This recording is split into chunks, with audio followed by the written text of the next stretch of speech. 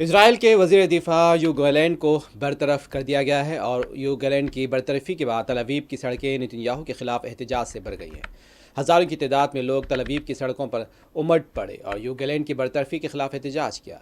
कई सड़कों को ब्लॉक कर दिया गया है। इसराइल के अखबारात की इत्तला है कि 40 लोगों को गिरफ्तार भी किया गया है। मुजाहिरीन की पुलिस के साथ झड़पें हुई हैं। मुजाहिरीन का कहना था कि नेतन्याहू अपनी नाकामियां दूसरों पर थोप रहे हैं। नेतन्याहू के खिलाफ ज़बरदस्त नारेबाजी हो रही है। रात देर गए से सुबह तक भी एहतजाज जारी था।